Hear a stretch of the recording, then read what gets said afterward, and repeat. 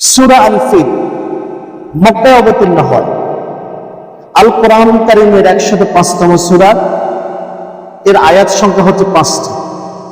Feel অর্থ হাতি বা হস্তি। ফিল অর্থ কি? হাতি বা হস্তি। যেহেতু এই সূরাতে আল্লাহ তাআলা হস্তি বাহিনীর মক্কায় আক্রমণ, তাদের ধ্বংস বর্ণনা আল্লাহ তাআলা বিবৃত করেছেন, তাই এই সূরার নাম দেওয়া হয়েছে সূরা আল ফিল। একে আসহাবুল ফিল বলা হয়। হাতিওয়ালাদের ঘটনা। কার ঘটনা? হস্তিওয়ালাদের ঘটনা। যেহেতু এই সূরার মুখ্য শব্দ হচ্ছে ফিল, আর তাই এই সূরার নামকরণ করা হয়েছে সূরা আল ফিল। মুফাসসিরিনে কেরাম বলেন, রাসূলুল্লাহ সাল্লাল্লাহু আলাইহি ওয়াসাল্লাম যখন ইসলাম প্রচার করা শুরু করলেন, মক্কার কুরাইশরা, মক্কার লোকেরা ইসলামের প্রতি ঈর্ষান্বিত হয়ে ইসলামের বিরোধিতা শুরু করল। নবী সাল্লাল্লাহু আলাইহি ওয়াসাল্লাম এবং ইসলামকে ধ্বংস করার জন্য তারা শক্তি প্রয়োগ করা শুরু করে দিল। যখন তারা শক্তি প্রয়োগ করে ইসলামকে দমন করার জন্য, তখনই আল্লাহ তাআলা সূরা আল ফিল অবতীর্ণ করে মক্কাবাসীদেরকে ইতিপূর্বে গত 40 বছর পূর্বে বা 41-42 বছর পূর্বে মহানবী সাল্লাল্লাহু আলাইহি সাল্লামের জন্মের 50 দিন বা 80 দিন পূর্বে আল্লাহ তাআলা যে হস্তি বাহিনীকে সমূলে ধ্বংস করে দিয়েছেন, সেই ধ্বংসের কথা তাদেরকে স্মরণ করায় দিচ্ছেন। ও কুরাইশরা, ও মক্কার লোকেরা, তোমরা ইসলামের বিরোধিতা করো। এই তো কিছুদিন আগে তোমাদের সামনেই তো হস্তি বাহিনীকে আমি সমূলে ধ্বংস করে দিয়েছিলাম, যেখানে তোমাদের কোনো অস্ত্র ছিল না, সেনাবাহিনী ছিল না, সরকার ছিল না, তাদের প্রতিরোধ করার মতো কোনো দেওয়ার ছিল না। তুমি আল্লাহ ছোট্ট একটা সৈন্য পাঠিয়ে তাদেরকে ধ্বংস করে দিলাম, তোমাদেরকে রক্ষা করলাম। আল্লাহু আকবার। আল্লাহ তাআলা শুধু মক্কাবাসী নয়, সমগ্র বিশ্বের মুসলমানদেরকে সাবধান করে দিচ্ছেন, তারা যাতে ইসলামের বিরোধিতা করে ধ্বংস না হয়ে যায়। এই সূরাতে আল্লাহ তাআলা বর্ণনা করেন, আল্লাহ তাআলা বলেন, বিসমিল্লাহির রহমানির রহিম। এখন থেকে আমার সাথে সবাই বলতে হবে, বিসমিল্লাহির রহমানির রহিম। এই যে পড়লেন, এই বিসমিল্লাহতে 19টি হরফ আছে। কয়টি হরফ? প্রত্যেকটি হরফে যদি 10টা করে নিতে হয়, কয়টা নিতে পাইলেন? 190টা। লাভ হইল নাকি লস হইল? বলতে অসুবিধা আছে? আবার বলি, বিসমিল্লাহির রহমানির রহিম। বিসমিল্লাহতে পড়লাম। বিসমিল্লাহ সম্পর্কে গতজম আমরা বিস্তর আলোচনা করেছি। অর্থ হচ্ছে পরম করুণাময় এবং অসীম দয়ালু আল্লাহর নামে। কার নামে? পরম করুণাময় এবং অসীম দয়ালু আল্লাহর নামে শুরু করছি। এরপরে আল্লাহ তাআলা বলেন, আলাম তারা কাইফা ফাআলা রাব্বুকা বিআসহাবিল ফিল। আমরা আবার বলি, আলাম তারা কাইফা ফাআলা রাব্বুকা বিআসহাবিল ফিল।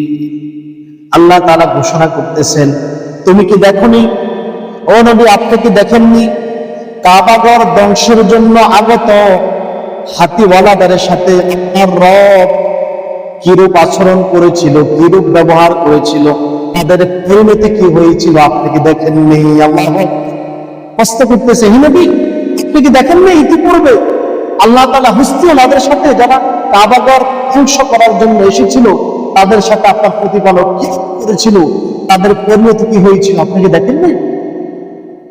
অর্থাৎ নবীর কিন্তু তখনও জন্ম হয় নাই, তাহলে আল্লাহ এই কথা বললো কেন? আপনি কি দেখেননি? এই কথা কেন বলছেন? এই কথা বলার কারণ হচ্ছে, অর্থাৎ এখানে শুধু নবীকে নয়, পুরা মানব জাতিকে, কুরাইশদেরকে, কাফেরদেরকে উদ্দেশ্য করে বলা হচ্ছে।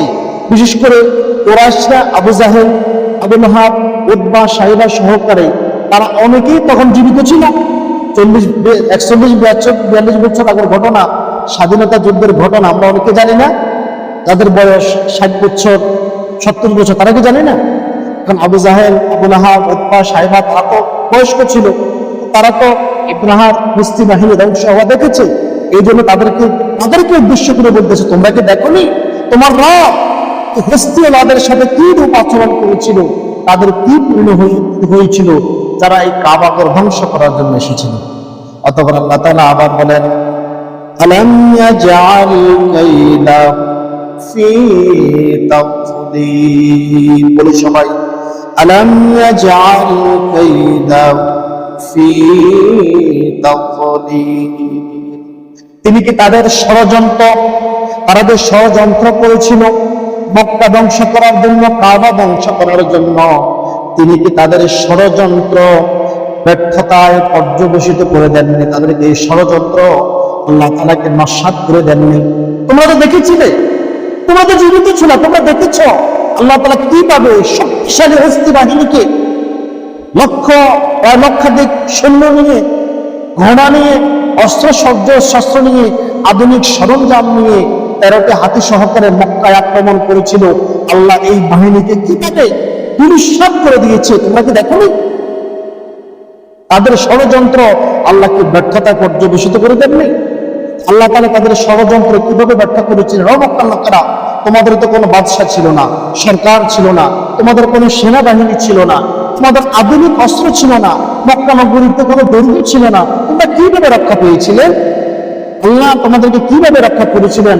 আর কিভাবে এত শক্তিশালী আব্রাহার মতো এত শক্তিশালী রাজাকে, বাদশাকে আল্লাহ তাআলা ধ্বংস করে দিয়েছেন? কিভাবে বলে তো? আল্লাহ তাআলা জবাব দিচ্ছেন, ওয়া আরসালা আলাইহিম তায়রান আবাবিল। বলি আবার সবাই, ওয়া আরসালা আলাইহিম তায়রান আবাবিল। আর তিনি তাদের বিরুদ্ধে ঝাঁকে ঝাঁকে পাখি প্রেরণ করেছিলেন। আল্লাহু আকবার। আল্লাহ তাআলা তাদেরকে ধ্বংস করার জন্য, তোমরা তো পারবা না, তোমরা মানুষ বুদ্ধিমান হয়ে তোমরা পারো নাই, কিন্তু আমি আল্লাহ আমার একটা সৈন্যকে আমি যে কোনো সময় যে কাউকে সৈন্য হিসেবে গ্রহণ করতে পারি। আল্লাহ মূসাকেও সৈন্য হিসেবে গ্রহণ করেছেন, পানিকে সৈন্য হিসেবে গ্রহণ করেছেন, আগুনকে সৈন্য হিসেবে গ্রহণ করেন, বাতাসকে সৈন্য হিসেবে গ্রহণ করেন। আপনারা কি জানেন না আল্লাহ নমরুদের মতো বেটাকে ছোট্টখাটো মশা দিয়ে দুনিয়া থেকে বিদায় করে দিয়েছিলেন? আল্লাহ যখন তখন যে কাউকে সৈন্য হিসেবে গ্রহণ করতে পারে। আল্লাহ তাআলা বলতেছেন, আমি তাদের বিরুদ্ধে একদল সৈন্য প্রেরণ করেছিলাম। সেই সৈন্যগুলো কি? ঝাঁকে ঝাঁকে আবাবিল, যাকে আমরা আবাবিল পাখি বলি, আবাবিল পাখি এসেছিল আর তাদেরকে ধ্বংস করে দিয়েছে। আল্লাহ তাআলা এই পাখিকে সৈন্য হিসেবে, যখন তোমাদের কোনো অস্ত্র ছিল না বান্দা, দুনিয়ার মানুষ, তোমাদের যখন কোনো অস্ত্র ছিল না, আমি অস্ত্র পাঠিয়েছি, সেনাবাহিনী পাঠিয়েছি। অতঃপর আল্লাহ তাআলা বলেন, তারমিহিম বিহিজারাতিন মিন সিজ্জিল। বলি আমরা সবাই আবার, তারমিহিম বিহিজারাতিন মিন সিজ্জিল। যারা তাদের উপরে পাথরের কাকর, ছোট ছোট পাথরের কণা নিক্ষেপ করেছিল। আল্লাহু আকবার। ছোট্ট ছোট্ট পাথরের কণা, কি অস্ত্র এটা? বুলুট দেখেছেন? গুলি করাতে দেখছেন? গত বছর জুলাই মাসে যে বাংলাদেশি গোলাগুলি হয়েছে দেখছেন? গুলি এক পাশে দিয়ে ঢুকে আরেক পাশে দিয়ে বাইরে হয়েছে, দেখছেন না? গুলির সাথে সাথে কারো ফাও উড়ে গেছে। আল্লাহ তাআলা বলতেছেন, এই আবাবিল পাখি ঝাঁকে ঝাঁকে ছোট ছোট পাখিগুলি, ছোট ছোট ছোট পাথরের কণা, সিলেকশন ফাতর দেখছেন না আপনারা? এদিকে তো বিল্ডিং বেশি, সিলেকশন পাথরের কণা দেখছেন কত ক্ষুদ্র, ছোট ছোট পাথরের কণা এনেছে আর তাদের উপর নিক্ষেপ করেছে। ফলাফলটা কি হয়েছে? এই সৈন্যের মাথার উপরে পড়েছে। এই পাথর তার পায়খানা রাস্তা দিয়ে বের হয়ে গেছে। যেই সৈন্যের পিঠে ঢুকেছে, এটার পেট দিয়ে বের হয়ে গেছে। আল্লাহ তাআলা বলতেছেন, তারমিহিম বিহিজারাতিন মিন সিজ্জিল। যারা তাদের উপরে পাথরের কাকর, পাথরের কণা নিক্ষেপ করেছিল। আর ফলাফলটা কি হয়েছিল? তোমাদের কাছে কোনো অস্ত্র নাই, আমি অস্ত্র পাঠিয়েছি। আমার এই ক্ষুদ্র সৈন্যবাহিনী ক্ষুদ্র অস্ত্র দিয়ে কি করেছিল? ফাজআলাহুম কাআসফিন মাকুল। অতঃপর তিনি তাদেরকে করলেন ভক্ষিত শস্য পাতার ন্যায়, শস্য ক্ষেতের ন্যায়, জমিনের ন্যায়। মনে করেন এই যে আপনাদের পশ্চিমের মাঠে ধান করা হয়েছে, ধানের শীষ আসছে, পাক ধরছে, এই সময় যদি 20-25টা গরু লাগাই দেওয়া হয়, এক মাথা থেকে খাওয়া হয়, অবস্থাটা কি হবে? এই জমিন থাকবে? আর থাকবে? ধ্বংস হয়ে যাবে না? এই যেরকম গরুতে খাওয়ার পরে একটা জমি ধ্বংস হয়ে যায়, অক্ষিত হয়ে যায়, পুড়ে যায়, এমন ভাবে আল্লাহ তাআলা বলতেছেন ফাজআলাহুম কাসফিন মাকুল। অতঃপর তিনি তাদেরকে করলেন শিক্ষিত বা ধ্বংসপ্রাপ্ত জাতি হিসেবে তাদেরকে সবার কাছে পরিচিত করে দিলেন। নবী সাল্লাল্লাহু আলাইহি সাল্লামের জন্মের ৮০ দিন তাকে বলেছেন ৫০ দিন পূর্বে এই ঘটনা সংঘটিত। এই সূরা অবতীর্ণ করার মাধ্যমে আল্লাহ তাআলা শুধু নবী সাল্লাল্লাহু আলাইহি সাল্লাম এবং কুরাইশদেরই নয়, বরং সমগ্র মানব জাতিকে হস্তি বাহিনীর ঘটনা জানিয়ে দিচ্ছেন। সমগ্র মানব জাতিকে হস্তি বাহিনীর ঘটনা জানিয়ে দিয়ে সিদ্ধান্ত করছেন যে আল্লাহর দ্বীনের বিরোধিতার ফল ভালো হয় না। যেই আল্লাহর দ্বীনের বিরোধিতা করবে, আল্লাহ ইচ্ছা করলে যত বড় সাম্রাজ্য হোক, যত বড় শক্তিশালী ব্যক্তি হোক, যত শক্তিশালী দল হোক, যত শক্তিশালী জাতি হোক, আল্লাহ তাআলা পাখি নয় শুধু আরো ক্ষুদ্র বস্তুকেও আল্লাহ তাআলা বাহিনী হিসেবে প্রেরণ করতে পারেন। গত কয়েক বছর আগে আল্লাহ বাহিনী প্রেরণ করেছিল করোনা। এটা ওটা জীব ছিল, কি ছিল? করোনা একটা জীব ছিল, কিন্তু আপনারা ওটা অনেকে জানেন না। এটা প্রাণীর মতো একটা জীব, একটা ভাইরাস, একটা প্রাণ ছিল, একটা বাচ্চা দিতে পারতো, তার সেই ক্ষমতা ছিল। আল্লাহ তাআলা করেন এত ক্ষুদ্র বস্তুকে সৈন্যবাহিনী হিসেবে প্রেরণ করতে পারে। আল্লাহ তাআলা ইচ্ছা করলে যে কোনো শক্তিশালী দল, জাতি, সম্প্রদায়কে ছোট্ট সৈন্য দ্বারা ধ্বংস করে দিতে পারেন। সামান্য অস্ত্র পাথরের কণা দ্বারা আল্লাহ যদি কোনো সম্প্রদায়কে এইভাবে ধ্বংস করেন, আর তাদের কিছুই থাকে না, যারা হয় বক্ষিত হওয়া জমিনের মতো, ধ্বংসপ্রাপ্ত জাতির মতো, তাহলে দেখেন তো যারাই আল্লাহর সাথে বিদ্রোহ করবে, ইসলামকে তুচ্ছ তাচ্ছিল্য করবে, হীন করবে, ইসলাম নিয়ে কটু কথা বলবে, ইসলামের বিরোধিতা করবে, আল্লাহ তাকে শুধু আখিরাতে নয় দুনিয়াতেও শাস্তি দিবে। রাসূলুল্লাহর হাদিস দেখেন, সুনানে আবু দাউদ 4902 নং হাদিস, আন আবি হুরায়রা রাদিয়াল্লাহু তাআলা আনহু قال قال رسول الله صلى الله عليه وسلم, আল্লাহর নবী সাল্লাল্লাহু আলাইহি ওয়াসাল্লাম বলেন, মা মিন দাম্বিন আজদারু আন ইউআজ্জিলাল্লাহু তাআলা লিসাহিবিহিল উকুবাতি ফিদ দুনিয়া মা মা ইয়াদখিরু লাহু ফিল আখিরাতি মিসলুল বাগি ওয়া কাতিআতির রাহিমি। আল্লাহর নবী বলেন, মহান আল্লাহ বিদ্রোহী, আল্লাহর সাথে বিরোধিতা করে, আল্লাহর বিরুদ্ধে বিদ্রোহী ও আত্মীয়তার সম্পর্ক ছিন্নকারীর মতো অন্য কাউকে দুনিয়াতে এত দ্রুত শাস্তি দেওয়ার পরেও আখিরাতে তার জন্য আবার আযাব নির্ধারিত করে রাখে নাই। কেউ যদি আল্লাহর সাথে বিরোধিতা করে, আত্মীয়তার সম্পর্ক ছিন্ন করে, তার উপরে আল্লাহর আযাব এত দ্রুত দুনিয়াতে নেমে আসে। শুধু দুনিয়াতে নয়, তার জন্য আযাব আবার পরকালেও রাখে। কিছু কিছু পাপের আযাব দুনিয়াতে দিয়ে শেষ, পরকালে তার জন্য কিছু থাকে না। কিন্তু এটা এই দুইটা পাপ, আল্লাহর বিরোধিতা করা, আল্লাহর সাথে বিদ্রোহ আচরণ করা, ইসলামের বিরোধিতা করা, আর আত্মীয়তার সম্পর্ক ছিন্ন করা, এই দুইটা এমন জঘন্যতম পাপ। আল্লাহ নবী সাল্লাল্লাহু আলাইহি সাল্লাম বলেছেন, শুধু দুনিয়াতে নয়, পরকালেও তাদের জন্য এর শাস্তির ব্যবস্থা রেখে দিয়েছে। এখন আসেন, হস্তি বাহিনী সূরা ফিল তো আমরা পড়লাম, সূরা ফিল আমরা অনেকে বুঝি। হস্তি বাহিনীর আসলে কি ঘটনা ঘটেছিল জানেন আপনারা? হস্তি বাহিনীর পূর্ণাঙ্গ ঘটনা আমরা শুনতে রাজি আছি? হস্তি বাহিনীর পূর্ণাঙ্গ ঘটনা আমরা শুনতে রাজি আছি? অথেন্টিক দলিল সহকারে হস্তি বাহিনীর সাথে কি ঘটেছিল আমরা সেই ঘটনা বিস্তারিত বর্ণনা করব। হস্তি বাহিনীর ঘটনা শোনার আগে আমি সকলকে বলবো, সবাই নামাজের শুরুতে বসি ঘটনাটা মুখস্থ করো, যাতে নামাজের ভিতরে এবং কোনো পাপ করার সময়, আল্লাহর বিরোধিতা করার সময়, দ্বীনের বিরোধিতা করার সময় এই ঘটনা মনে পড়ে, এখান থেকে সাবধানতা অবলম্বন করতে পারে। আমরা সকলে মনোযোগ সহকারে সূরা ফিলের ঘটনা, হস্তি বাহিনীর সাথে কি হয়েছিল আমরা বিস্তারিত জানি। ইয়ামেনের রাজা ছিল জিনুয়াস। সে ছিল একজন ইহুদি। সে খ্রিস্টানদের অকথ্যভাবে নির্যাতন করত, তাদেরকে জোর করে ইহুদি ধর্ম গ্রহণ করার জন্য বাধ্য করত। এবং কি সে কয়েকবার ইনজিল, যেটাকে খ্রিস্টানরা বাইবেল বলে, ইনজিলের কপি প্রায় দিয়েছেন। এমন পরিপ্রেক্ষিতে রোমান সম্রাট আবিসিনিয়ার নাবজাশীকে, রসুলের জমানায় যে নাবজাশী ছিল ওই নাবজাশী না, আবিসিনিয়ার বাদশাদের উপাধি ছিল নাজ্জাশী।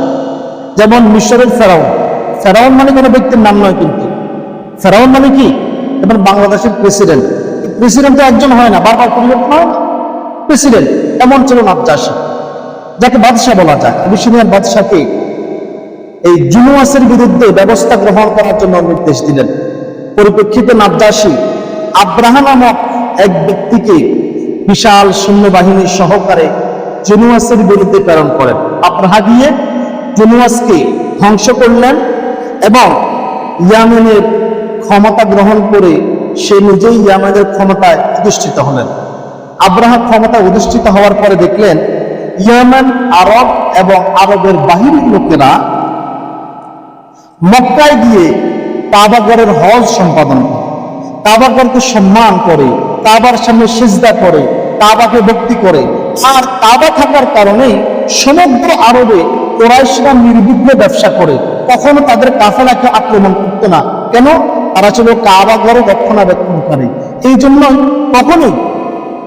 কখনোই সমগ্র আরবে কুরাইশরা আক্রমণের সম্মুখীন হতো না, এবং কি কাবাকে সবাই সম্মান করত। কাবা ছিল নিরাপদ, এবং এই কাবাগর কেন্দ্রিক মক্কায় একটা আন্তর্জাতিক বাণিজ্য কেন্দ্র গড়ে উঠেছিল। যেহেতু কাবাগর আছে, সবাই হজ করতে যাবে, তাই একটা ইন্টারন্যাশনাল বিজনেস সেন্টার তৈরি হয়েছিল। এখন ইয়ামেনের এই বাদশাহ আব্রাহা ষড়যন্ত্র করা শুরু করলো। তখন সে কি করলো? ইয়ামেনের রাজধানী সানায় একটা গির্জা নির্মাণ করলো, স্বর্ণ রূপ মুক্তা খচিত দামি দামি পাথর দিয়ে খচিত করে একটা গির্জা নির্মাণ করলো। আর সমগ্র আরবের ইয়ামেনের লোকদেরকে বাধ্যতামূলক নির্দেশ দিল তারা যেন কাবার মতো করে এই গির্জায় এসে ইবাদত করে, এই গির্জার উপাসনা করে। এখন আসলে বলেন তো, কাবা হচ্ছে সেই প্রাচীন কাল থেকে মানব জাতির পৃথিবীর আগমনের আগ থেকে কাবাকে কুসুমে কাবার সম্মান। একসময় ফেরেশতারা এই কাবাকে সামনে রেখে আল্লাহর গোলামি করেছিল। আদম আলাইহিস সালাম এই যে কাবাঘর নির্মাণ করেছিল, এরপরে মুসলিম মিল্লাতের পিতা ইব্রাহিম আলাইহিস সালাম আবার পুনর্নির্মাণ করেছিল। তাহলে মানুষকে কি ধরেই কি কাবা থেকে মুখ ফেরানো যাবে? মানুষরা গির্জায় গেল না, মানুষের কাবার দিকে যায়। মানুষরা কাবার দিকে যেতে থাকলো, এই দিকে আব্রাহা আরো আক্রমণাত্মক হয়ে উঠল। আমার আদেশ কেন মানতেছে না? এর ফাঁকে আরবের এক লোক গির্জায় গিয়ে ওই যে আব্রাহার গির্জায় গিয়ে মল ত্যাগ করে, পায়খানা করে দেয় এবং আগুন জ্বালিয়ে দেয়, আগুন ধরিয়ে দেয়। এতে করে আব্রাহা বেশি রাগান্বিত হয়ে যায়। ফলাফলটা কি হয়? 570 খ্রিস্টাব্দে আব্রাহা এক বিরাট বাহিনী নিয়ে, মুফাসসিরিন কেরাম বলেন, কেউ বলেছেন প্রায় লক্ষাধিক বাহিনী, কেউ বলেছেন 70,000-এর মতো বাহিনী নিয়ে মক্কায় আক্রমণের উদ্দেশ্যে রওনা করে। এই বাহিনীর সাথে সামনে ছিল, সম্মুখভাবে ছিল 13টি হাতি। কি ছিল? 13টি হাতি ছিল। আর আব্রাহা হাতির উপরে অবস্থান করেছিল, যার জন্যই এই একেবারে আসহাবুল ফিল, হাতিওয়ালাদের ঘটনা। যেহেতু তাদের রাজা হাতির উপরে অবস্থান করছে, আর এই জন্য এটাকে কি বলা হয়েছে? লাম তারা কাইফা ফাআলা রাব্বুকা বিআসহাবিল ফিল, আসহাবুল ফিল, হাতিওয়ালাদের ঘটনা, অস্থি বাহিনীদের ঘটনা। আব্রাহা বিশাল সৈন্যবাহিনী নিয়ে মক্কার দিকে রওনা করলো। আরবে যখন প্রবেশ করলো, আরবের কয়েকটি গোত্র তাদেরকে বাধা দিল। কিন্তু বলেন, আব্রাহার আধুনিক সরঞ্জাম, সৈন্যবাহিনী, ঘোড়া, অস্ত্রশস্ত্র, অস্ত্রের ধুমধুমানিতে আরবের ছোট ছোট গোত্রগুলি টিকতে পারল না, তারা ধ্বংস হয়ে গেল। আব্রাহা হাতির পিঠে মক্কায় প্রবেশ করলেন।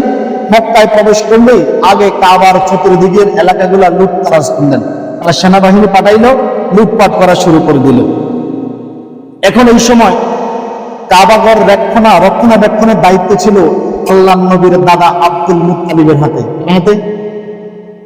ঘটনাকে শুনতেছেন আপনারা? মনে থাকবে, আব্দুল মুত্তালিবের হাতে। তারা আব্রাহার বাহিনী আব্দুল মুত্তালিবের 200 দুম্বা, ছাগলের পাল তারা সবাই লুট করে নিয়ে গেল। এখন আব্দুল মুত্তালিব আব্রাহার কাছে গেল। আব্রাহা যেখানে তাবু দিয়ে বসলো সেখানে গেল। আব্রাহা ভাবছে আব্দুল মুত্তালিব যেহেতু মক্কার লিডার, কাবাগরের দায়িত্বে আছে, সে নিশ্চয়ই আসছে আমার সাথে একটা সন্ধি চুক্তি করবে, আমার সাথে একটা শান্তি চুক্তি করবে বা আত্মসমর্পণ করবে, এই ব্যাপারে কিছু কথাবার্তা বলবে। আব্দুল মুত্তালিবকে ডাকা হলো। আব্দুল মুত্তালিব আব্রাহার সামনে গেলেন, গিয়ে বললেন, হে আব্রাহা, তোমার সৈন্যরা আমার উট বেড়া দুম্বা নিয়ে এসেছে, লুট করে নিয়ে এসেছে, আমার এই উট বেড়া দুম্বাগুলি ফেরত দিতে বলো। আব্রাহা তো হতচকিত, মানে বিস্মিত, আশ্চর্য, কি ব্যাপার? আমি ভাবছিলাম তুমি মক্কার লিডার, তুমি কাবা ঘরের দায়িত্বে আছো, তুমি এসে আমার সাথে হয়তো সন্ধি প্রস্তাব করবে অথবা কাবাকে রক্ষা করার জন্য কিছু বলবে, তুমি দেখে তোমার ওট ফেরত চাচ্ছ। আব্দুল মুত্তালিব জবাব দিল, শোনো আব্রাহা, আমি হচ্ছে আমার উটের মালিক, আমি আমার ভেড়া দুম্বার মালিক, আমি কাবাগরের মালিক নয়। কাবাগরের মালিক কে? যে বেটাটা, যে আল্লাহ কাবাগরের মালিক, সে আল্লাহ কাবা রক্ষা করবে। আল্লাহু আকবার। আব্দুল মুত্তালিব জবাব দিল, এই কাবাগরের মালিক তো আমি নই, কাবাগরের মালিক কে? তো এর রক্ষা করার দায়িত্ব আল্লাহ। আমি এখানে খাবেন খেদমত করেছি, আমি তো এটা রক্ষা করতে পারবো না। এই কথা শোনার পরে আব্রাহা কিছুক্ষণ চুপ করে বসে রইল। তাফসীর ইবনে কাসিরের ঘটনা। আব্রাহা কিছুক্ষণ চুপ করে বসে রইল। কথাটা তো ওজনের কথা বলছে না, যে আমি আমার উটের মালিক, বেড়া দুম্বার মালিক, আমারগুলো আমার ফেরত দেন। কাবার মালিক যে আল্লাহ, সে আল্লাহ দেখলো আপনার সাথে। এখন আব্রাহার মনের ভিতরে একটা খটকা বাজলো। কিছুক্ষণ চুপ থাকার পরে সৈন্যদেরকে আদেশ দিল, এই দাও, আব্দুল মুত্তালিবের উটগুলি ফেরত দাও। আব্দুল মুত্তালিব বেড়া দুম্বা নিয়ে মক্কায় আসলেন। আব্দুল মুত্তালিব কুরাইশদেরকে নিয়ে পার্শ্ববর্তী পাহাড়ে আশ্রয় গ্রহণ করলেন। পরবর্তী দিন সকালে আব্রাহা তার অস্ত্রশস্ত্র সৈন্যবাহিনী বস্তির উপরে অবস্থান করে কাবাঘর ধ্বংস করার জন্য এগিয়ে আসেন। কিন্তু আল্লাহর কুদরতে হাতিগুলি, হস্তি বাহিনী সামনে অগ্রসর হতে পারল না। এই সময় সমুদ্রের দিক থেকে ঝাঁকে ঝাঁকে সবুজ এবং হলুদ রঙের পাখি আগমন করে। আল্লাহু আকবার। যেইগুলিকে আমরা আবাবিল পাখি বলি। আসলে আবাবিল কোরআনে বলছে পাখি, আবাবিল মানে ঝাঁকে ঝাঁকে পাখি, ঝাঁকে ঝাঁকে পাখি। তো আমরা এটাকে আবাবিল নামেই চিনে থাকি আর কি। এই ঝাঁকে ঝাঁকে পাখি আগমন করলো। এই পাখিরগুলির রং ছিল সবুজ এবং হলুদ রঙের। এই ক্ষুদ্র আবাবিল পাখির মুখে একটা, দুই পায়ে দুটো ছোট ছোট পাথরের কণা। সিলিকশন পাথর দেখছেন না আপনারা? কত বড়, আমার 1-5 কেজি ক্ষুদ্র না? এই যে ক্ষুদ্র ক্ষুদ্র পাথরের কণাগুলো নিয়ে ঠোঁটে একটা, দুই পায়ে দুটা করে এনে আব্রাহার সৈন্যদেরকে উপরে নিক্ষেপ করা শুরু করলো। আল্লাহু আকবার। যেই সৈন্যের মাথার উপরে পড়েছে, মাথা ছিদ্র হয়ে, গলা ছিদ্র হয়ে তার পায়খানা রাস্তা দিয়ে বের হয়ে জায়গায় মারা গেছে। তার পিঠের উপরে পড়েছে, এই অবস্থায় তার পিঠ ছিদ্র করে, পেট ছাড়া করে বাইর হয়ে গেছে। যেমনি করে আজকে গুলি করলে একদিকে ঢোকে, আরেক দিক দিয়া বাইর হয়ে যায়। পাথরগুলি এইভাবে পড়া শুরু করলো। আব্রাহার বাহিনীর উপর নিক্ষেপ করে, ফলে তার বাহিনী অল্প সময়ের মধ্যে ধ্বংস হয়ে গেল। যে বিশাল বাহিনী আল্লাহর সৈন্যের কাছে মাথা নত করে একবারে এমন ভাবে ধ্বংস করে দিল, মনে হচ্ছে যেন একটা জমিন, একটা ফসল আসার জমিনকে কোন পশুদের খেয়ে ধ্বংস করে ফেলেছে। আব্রাহা আহত অবস্থায় কোন প্রকার এখান থেকে পালিয়ে যায়। পালিয়ে গেলেও আল্লাহ তাকে রক্ষা করে নাই। তার শরীরে ক্ষুদ্র ক্ষুদ্র বসন্তের মতো এক প্রকার দাগ তৈরি হয়। এইগুলি পেকে, এইগুলি থেকে রক্ত কোষ বের হয়ে কষ্টের পর কষ্ট দিয়ে আল্লাহ তাআলা আব্রাহাকে দুনিয়া থেকে বিদায় করে দিয়েছে। নাউজুবিল্লাহ, বাড়িতে গিয়ে বলবেন। এভাবে আল্লাহ তাআলা কাবা ধ্বংসের পরিকল্পনাকে নস্যাৎ করে দিলেন।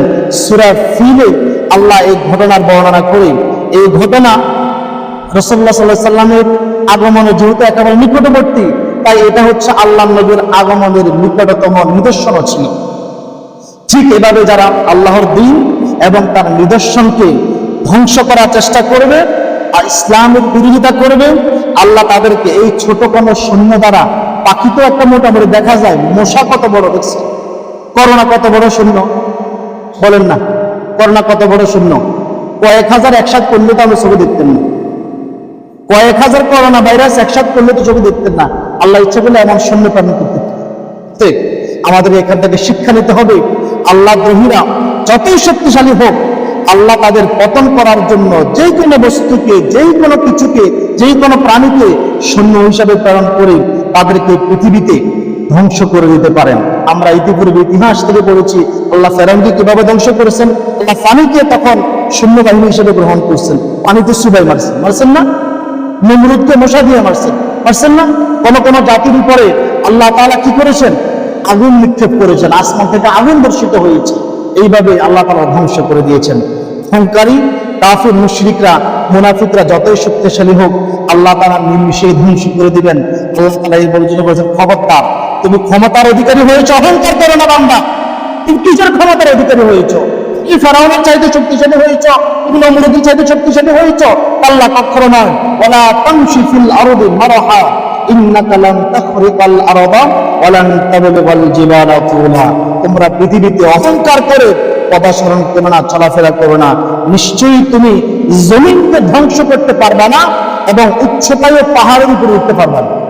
এত বড় তুমি হও নাই, কত ক্ষমতার অধিকারী, তোমার কোনো ক্ষমতাই নেই।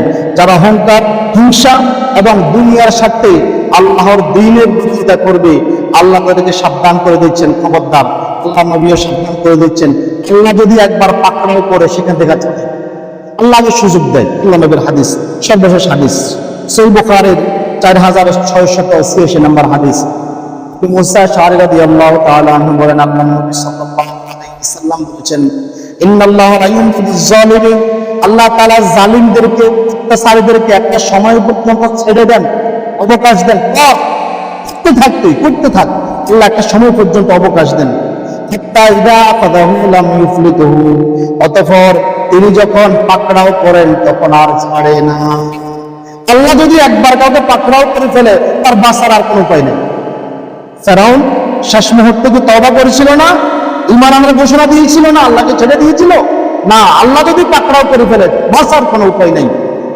ক্বালা সুম্মা ক্বারা, আল্লাহ নবী এর সমর্থনে এই দলিল হিসেবে কোরআনের এই আয়াত তেলাওয়াত করে বলেন, কাযালিকা আখযু রাব্বিকা ইযা আখাযাল কুরা ওয়া হিয়া যালিমাতুন ইন্না আখাযাহু আলীমুন শাদীদ। আর তোমার রব যখন কোন জালিম সম্প্রদায়কে পাকড়াও করেন, ছেড়ে ফেলেন, তখন তার পাকড়াও এমন হয়, এমনই বিভীষিকা হয়, পাকড়াও বড় কঠিন এবং নির্মম যন্ত্রণাদায়ক হয়ে থাকে। নাউযুবিল্লাহ। আল্লাহ তাআলা আমাদেরকে শিক্ষা নিয়ে, এই আব্রাহার ঘটনা থেকে, সূরা ফিল থেকে শিক্ষা নিয়ে আমাদের জীবনটা ইসলামে পরিপূর্ণ করা তৌফিক দান করুক। সকলে বলে আমিন। ইসলাম পূর্ণাঙ্গ পালন করতে পারবেন না, কখনো বিরোধিতা করুন, খবরদার, বিরোধিতা করে কাফির হইয়েন না, আল্লাহর আযাব নিজের উপরে ডেকে আনবেন। আল্লাহ তাআলা আমাদের সকলকে কবুল করুক। সকলে বলি আমিন। আসসালামু আলাইকুম ওয়া রাহমাতুল্লাহি